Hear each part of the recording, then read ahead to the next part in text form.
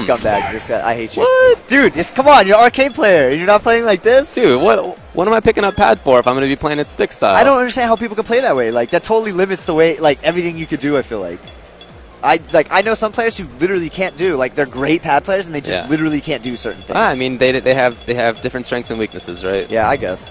Movement is way easier on pad, I feel like. You could play like a hyper level of footsies on pad. Yep. Like micro footsies that you can't do on a stick. Or if you're a grappler player, it's a little easier to hit some of those setups. That's why we see so many like pad geefs just come out and like, out of nowhere when it was like, 2011. People were used to the game and then it was like, boom, here we go. I remember thinking back in the day that Geef was one of the players that you could not play with controller because we were all like 360 on a pad. No way. But then it turns out to be way easy. Oh yeah. And then you see Vance with the walking 720s. Exactly. Exactly. So, up next, we have the EVO 2K11 champion, Fudo. Wow. Out here again to try to run it back. And he definitely is a very strong player. He's going to be running that phase still. I mean, coming back and doing it year to year would be an amazing achievement. But as I glance at the audience and all the people, I see Infiltration, I see Ita. You see all these players, and you're like, I don't know, this year is going to be so tough. I haven't even bothered to try to predict the top 8 or the top 16. Like, I haven't tried to guess, like, a quarter of the top 32. It's so much easier to predict Marvel right now, and that's crazy. I think they're... I haven't tried with either one. Let me just say that. I think they're both crazy. I mean, for such a chaotic game, I almost feel more confident in my top 8 picks for Marvel. Okay. So it's AJS against the Evolution 2011 champion, who managed to defeat Latif in the grand finals, if you recall. It was a great set. Yeah, the backdash ultra he landed, man. Yep, he beat Punko as well. Yep.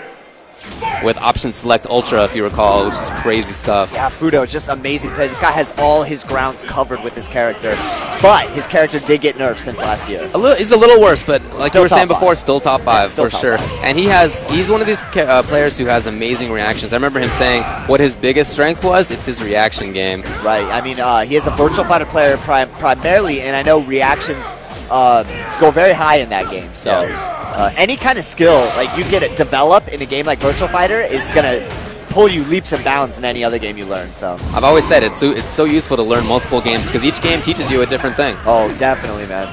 I mean, I'm learning Tekken right now, and some of the aspects of that game, like just backdashing more than once. I know that sounds funny, but it's like a valuable tactic in Street Fighter 4 that not a lot of people do. But Fudo is just going to work versus AJS. Oh, is he going to try to react? Oh, okay, I thought he was going to be really fancy about it. We're trying to react ultra to a dash punch or something? Yeah, that'd be nice. He could do it, too. I'm sure he could. And that's a slow ultra. So first round of Fudo. Again, we talked about this match earlier, theoretically, but it never ended up happening because Skunchin ended up going with Sagat. But it's definitely in Fei Long's favor. Balrog could win it, but he's got to be smart. Yeah, Fei gets to punish important things like crouching roundhouse and a misspaced dash punch, and those are really there you go. There's the punish. That's brutal. When you can do that to a Balrog player, that neuters their game plan. Like that's tough. Like their options are literally cut in half after something like that. Yeah. I mean, he's a character who loves to be playing in the mid range, and he's up against a character who's just better at that. Just better, yeah, in every sense. Dash punch is really going to be the deciding factor, but Fudo is just too smart for dash punches. Yeah, and he's been picking great spots on screen. That was could have been a chance, but didn't take it. Very close now. Oh no! Oh, he didn't go for crazy setups. Yeah, he's just gonna he's just EX all the way out. EX, wait, jab, EX again, and that's a lot of chip damage. And he probably would have regenerated to another EX, so he was fine. He was in a great position. Yes, definitely. He takes the first game pretty convincingly. Ooh, I want to see some neutral jumps from AJS. It's a really good way to bait Fei Long and get there you go. See, and get information to see what kind of Fei Long player they are. So, and Fudo just kind of showed that he's a very twitchy player right there. He is. He absolutely is. So being AJS, I would try to do some like sound play, hit my buttons hard, make it seem like I'm doing stuff, neutral jump a lot, and just play patient, Yeah, one advantage in a way that American players have, or that just non-Japanese players have, is that most of us are not used to playing on head-to-head cabinets. In Japan, that's what you do. Yeah. So you're not used to hearing the opponent's buttons, and not used to playing your own game with buttons in mind. I mean, it's definitely preferable to play on a head-to-head. Oh, and okay, so Fudo does take that one. It's definitely preferable to play on a head versus head because you don't get to hear them, so it feels a little more honest. But I've actually grown to appreciate the sound game in Street Fighter. So. Me too. Yeah. There's actually a big story about one of my friends who went to Korea, and they love it too over there. So okay, they develop it as well. It's funny. I like it. Oh, he did. All the way. If he had guessed wrong on that, if AJS had blocked, that would have been, you know, a good 30% life. Yeah, that would have been good damage. AJ not out of it. He is in a corner as a Balrog player. That's got to be tough. I mean, he needs to start. Yeah, he needs to start mounting some kind of offense. But Fudo is just so compact and so ready. But he probably feels like every button he's hitting is going to be punished.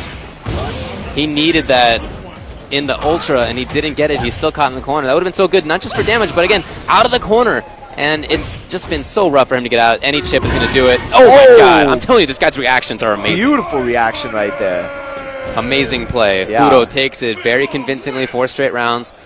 Hey, he won Evolution 2011 last year with a similar number of players in Street Fighter 4, so he proved that he can go through the gauntlet all the way. I think for the simple reason that he won last year, he kind of favorite to win again this year in some sense, because he really hasn't like deteriorated his skill at all. No, he's just got better. He's very good. If anything, like him, Justin, and Ita, of course winning the Topanga League tournament or cup or whatever it is. So